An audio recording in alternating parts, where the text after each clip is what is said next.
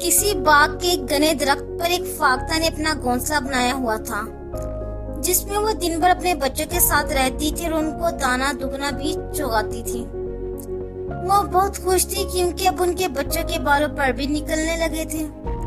एक रोज फाख्ता को उसके बच्चे ने बड़े परेशानी के आलम में ये बताया, माँ ऐसा लग रहा है कि हमारा घोंसला बर्बाद होने वाला है। आज उस बाग का एक मालिक अपने बेटे के साथ यहाँ आया था और उससे कह रहा था कि अब फल तोड़ने का जमाना आ गया है।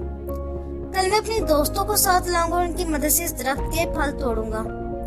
मेरे बाजुओं में तकलीफ है, इसलिए ये काम तन्हा नहीं कर सकता। मुझे अपने दोस्तों की मदद की जरूरत होगी। ये सुनकर फाख्ता ने बच्चों को तसल्ली देते हुए कहा, फिक्र मत करो, वो कल अपने दोस्त के साथ ना यहाँ आएगा और ना ही फल तोड़ेगा।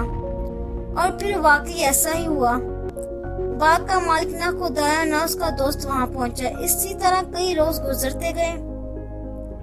तो एक रोज फिर बाग में आया। उस वक्त भी फाख्ता अपने बच्चों के पास नहीं थी। उसने दरख्त के नीचे खड़े होकर कहा, मेरे दोस्तों ने अपना वादा पूरा नहीं किया, इसलिए मैं यहाँ से फल नहीं तोड़ सका, मगर कल मैं ये काम जरूर कर डालूंगा, क्योंकि इस बार इन्होंने आने का पक्का वादा किया है। जब फाख्ता वापस लौटी तो उसके बच्चे ने ये बात फाख्ता को बताई तो उसने बेपरवाही से कहा, बच्चों तुम परेशान न हो, क्योंकि इस बात में भी ना वो खुद आएगा और ना उसके दोस्त आएंगे। गर्ज इसी तरह ये दिन भी गुजर गया और फाख्ता के कहने के मुताबिक न बाग का मालिक वहाँ आया और ना ही उसका दोस्त।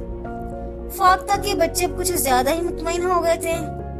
चंद रोज बाद बाग का मालिक अपने बेटों के साथ वहाँ पहुँचा। दरख्त के नीचे खड़े होकर बोला, मेरे दोस्त सिर्फ नाम के दोस्त हैं, इन्हें मुझसे कोई हमदर्दी नहीं।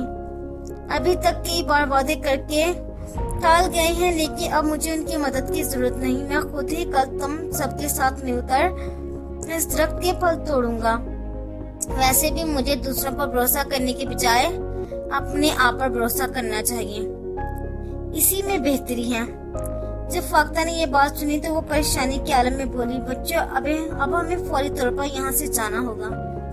जब तक बाग का मालिक दूसरों पर भरोसा कर रहा था उसका काम नहीं हो रहा था, मगर आज उसने खुद पर भरोसा करते हुए खुद पर ही फल तोड़ने का इरादा किया है तो वो जरूर कामयाब हो जाएगा। इसीलिए हमें यहाँ से जाना चाहिए। फिर वो अपने बच्चों को साथ लेके वहाँ से चली गई।